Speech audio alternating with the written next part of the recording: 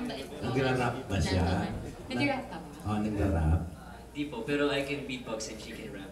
Ah, beatbox. Ikaw marunong mag-rap? Nagme-memorize lang po, pero ako yung gagawin din. Pero gusto ko po. Oh, Mark, ikaw naman, how's siya as a leading lady? Yeah, first of all, I want to say she's really, when it comes to work, she's really passionate. Kumbaga, character kung character, she really gives a lot of effort when we're working. Wala siyang arte sa set. She does what she's told, and I really like. That's what I really like about her. She's really, yeah, professional. Hindi, gusto mo yan siya, yung ganyan na itsura mo, yung karakter mo.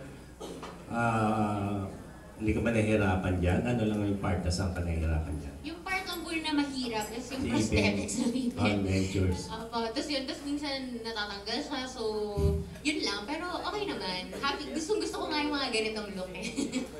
Baka ma-identify ka baka may compare ka kay Chris Aquino kasi siya gumawa nito dati, di ba? Siya daw po yung first.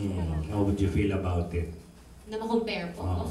Siyempre, Chris Aquino po yan eh. So, mataas yung na-set na standards.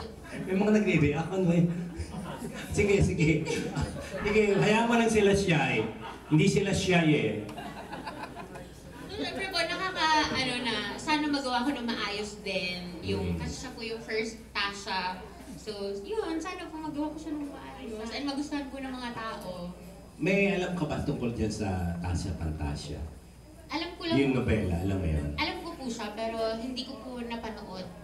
Yung dalawa, yung kay Miss Chris and Yasmin Kirby. So ano yung may expect ng mga tao rito sa, ano yung Pantasya mo, bukod kay Newman? Si Mark ba, pwede mo, pinagpapantasya mo ba siya? Pwede rin.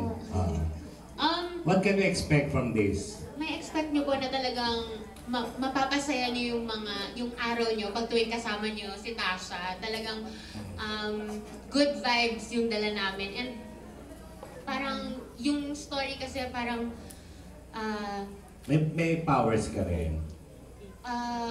Wala po, pero may mali-mali. Yun yung powers ko, mali-mali. Hindi, may isang balete na doon po magkakaroon ng parang, yun yung parang powers. Ganon. Okay. Thank you. Okay. Salamat naman sa radio questions.